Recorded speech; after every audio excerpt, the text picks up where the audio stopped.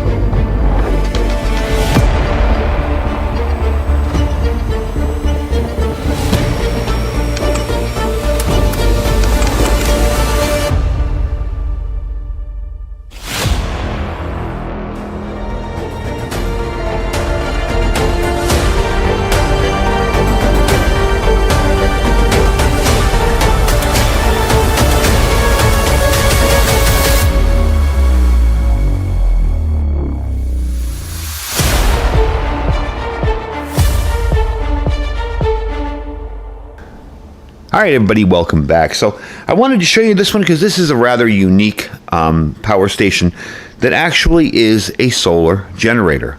It actually has a solar panel on it. Now, while not the hugest solar panel in the world, it will work for emergency situations, and it will keep it powered up or topped off while you're out on the trail during emergencies, whatever. You can also plug additional panels into this, which makes this really, really handy. So we're going to get into all that too, but I want to give you some info on the station itself. It's a 614.4 watt-hour LiFePO battery inside, 110 volts, 600 pure sine wave inverter, and we will test that. And it has a peak of 1200, okay? So it does have this panel on the side and a little stand on the other. We're going to take that outside and test it, but I will show you it in a minute. But the first thing I wanted to do is check out the AC here, the plug, and make sure it really is a pure sine wave inverter. So I've got my meter all set up here. Okay, and there you go. As you can see, nice, even, pure sine wave. So no worries about that. Your electronics will be safe with this. Not that a modified sine wave is going to immediately kill all your electronics. It's just nice to have something like that for smaller motors and computers and things like that of a sensitive nature that like that pure current, like the same current that comes out of your wall socket, like the one back there. So like I said, this is a true solar powered generator because it's got the panel. It can power up to 7 devices total. All right, that includes laptops, phones, lights, fans, CPAP machines, mini refrigerators, you name it. And with the 30-watt solar panel, we'll be able to keep it topped off and possibly running in an emergency situation. So you no longer have to deal with noisy, bulky, loud, conventional generators. With this one, you can use renewable power to power your devices. It also is perfect for emergencies where, say, you're out somewhere and the power goes out, or you're home and the power goes out. You can power up a whole lot with a 600-watt backup power station. Now, quickly, I'm going to show you how you would set this up. Now, it probably won't all be in camera, but when we take it outside, it will be. I want to show you the side here. This is a bit on the heavy side, so there we go. This is your stand, okay? There we go. It's a little tricky. All right, put it on its side like that. Okay, so it's leaning on its side right now. So the power, the solar panel, a whole lot easier to open, is over here, okay? And that is a 30-watt panel. Now remember, 30 watts is not going to charge this thing up in 5 minutes. It's going to take a while. But it will keep it topped off and running in the event of an emergency. So that is really, really handy. If you're going to use this for, say, something small, like, say, a ham radio or, you know, charging up your stuff while you're out at camp, keeping this running with a little bit of power draw that those small items might take will actually do very, very well. Now, the nice part, like I mentioned before, is you can charge this up with another panel as well. The 2 panels will work in unison. Over here on the side, you have your USB-C out, your power delivery 65-watt USB, and your regular 18-watt USB 3.0, okay? Another thing nice about this, too, is these are really tight fitting, so I would suspect that in a bit of a rain or a light rain, you're not going to have any major issues with this. I wouldn't leave it out in pouring, driving rain, of course. I wouldn't leave out any electronics. Over here are your two outputs, your two 5.5 millimeter barrel connectors, along with your main input here, and I have just the solar panel to use with that. And over here is your AC and DC adapters. And again, these do fit in there very, very well, nice and snug. So you don't have to worry if somebody splashes something on this. If these are covered, you're pretty good to go. So real quick, I want to show you how to turn this thing on and off, and that's what I love too. There are no more hold this for 3 seconds, push this button, push that. When you're done, you just turn them off. If you want to check the battery, all you have to do is hit that. And that will also turn the display back on when it times out. If you want your AC, just hit it.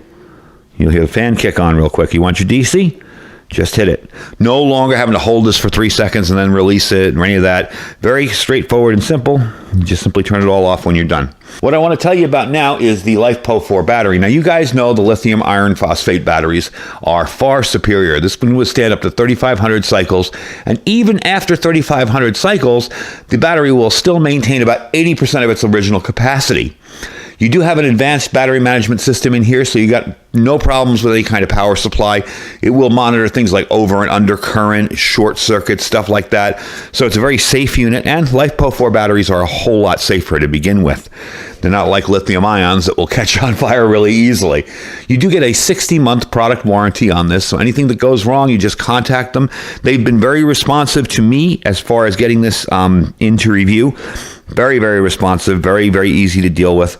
So I'm sure with their customer service, they're probably just as easy to deal with. What I'd like to do is test a few items on this right now and show you how it works and show you what it can put out. We will test the USB outlets with just a light or something, but I want to test the AC output on this. Now, some may think only having one AC outlet on this is kind of a disadvantage. Well, you can always run an extension cord for 2 smaller items. I don't really see a problem with that. So let me set this back up and we will try out some items. Let's start up with the DC power first. I want to plug in my little inflatable light here. Love this thing from Climate. Okay, I'm going to just toss that in there. There you go. Obviously, that works. But what I really want to test out is the AC. So I'm going to get my drill. We're going to start with something kind of small first and see how it reacts to it. I like using my hammer drill because with some of the older power stations that I first tested, when I turned the drill on, it was kind of the steady little, and then it would get up to speed. This thing seems to kick it off right away, full speed. So let me grab that. Okay, I'm going to plug it in over here. There we go. Whoop. All right, now this is loud, so if you're wearing headphones, turn the volume down. Here we go. Let's see what happens. Whoop. Might help if I turn the port on, huh?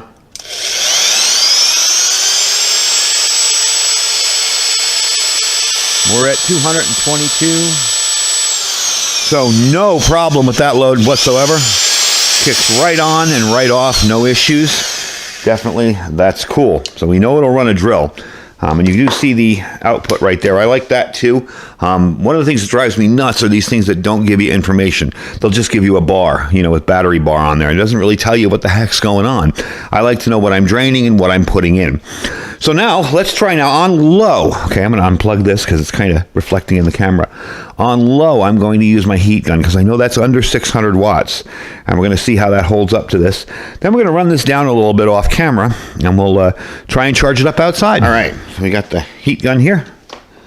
Now remember, I have to make sure it's off. We're going to run it on low. This will get very close to 600 watts. So there we go. 3, 560, 555, and as you can tell, 545, it's having no problem whatsoever running that load. We're at the edge of the 600 watts, and again, let's see if it'll. There you go. Took it up to 900. I wanted to put it back down again. So you see, it will handle that peak very well. It will handle the peak if you have to accidentally bump something up, or if you get something that has a big kick on at start, a big surge power when you turn it on, and that's one of the nice parts about this. So we're going to run this down a little bit, and then we are going to take it outside and see if we can charge it up. Now, it is a very cloudy, overcast day out there.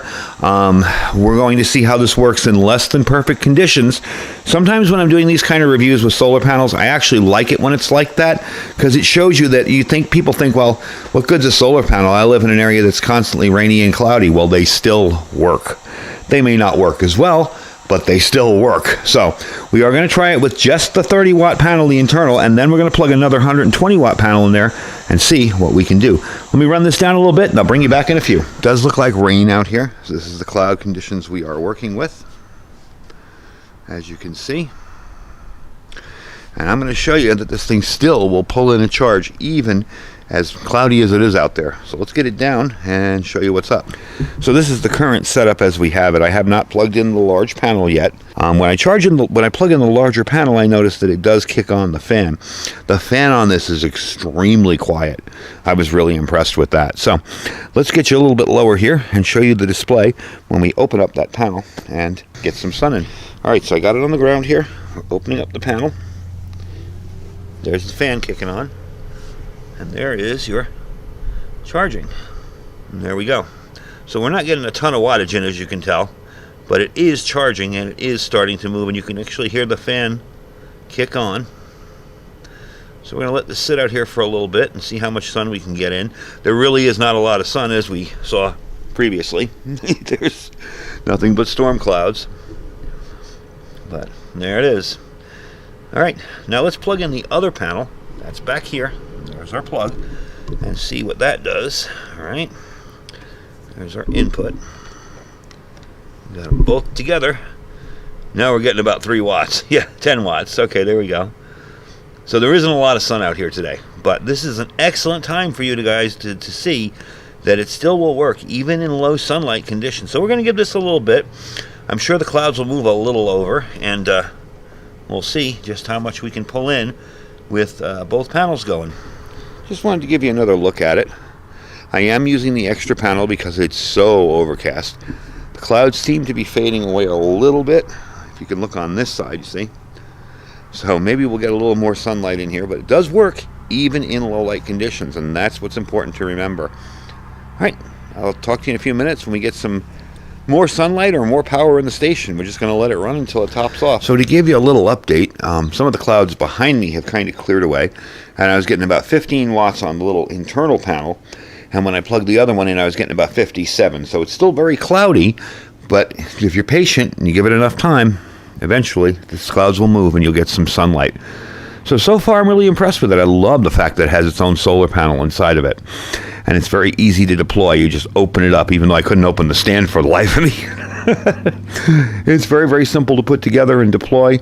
I mean, I could easily have that at a campsite or during an emergency and have that powering up my stuff and even charging it, because it does do pass-through charging. I am able to turn on the AC and run it during a charging session. So we should be done here pretty soon. I really didn't use all that much up using the two devices.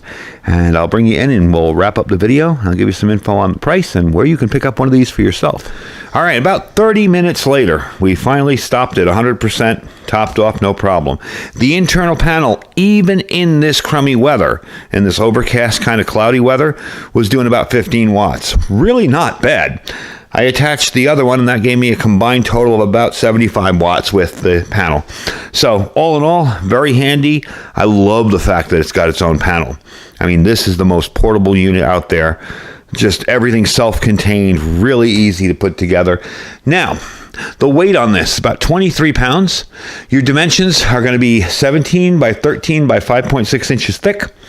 And all in all, I think it's a pretty cool thing with the battery management system in there to give you the protection and the MPPT charge controller, so you get maximum sun out of your chargers.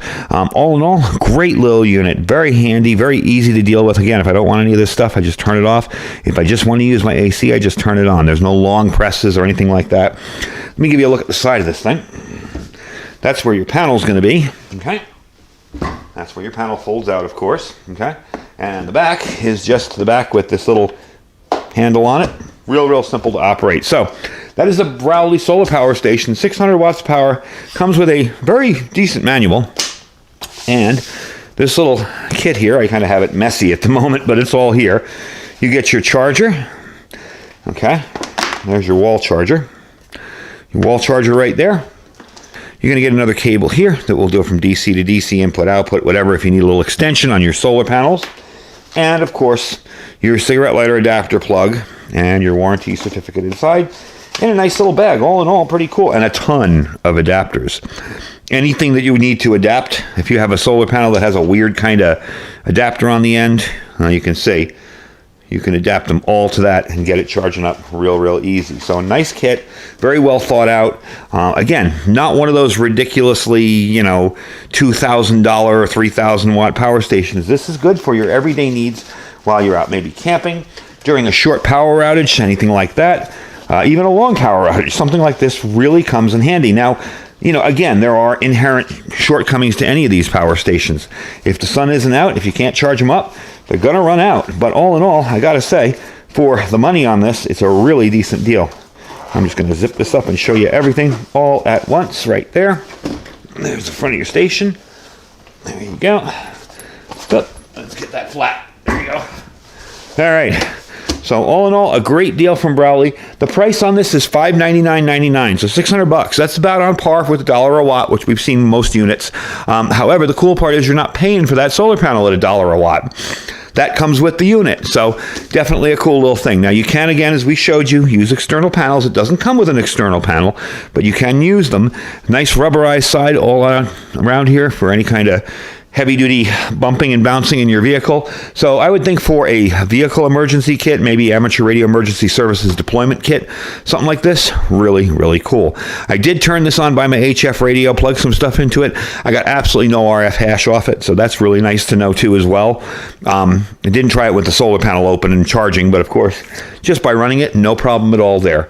So there is a coupon on Amazon. It is not my coupon. If you go and get this right now, that $599, you will save $50 off. Okay? So immediately that becomes like what? $550 instead of $600. You just click the little box under the price tag there, under the price on Amazon, and the link will go directly to it. It is not in my store yet. It will be eventually.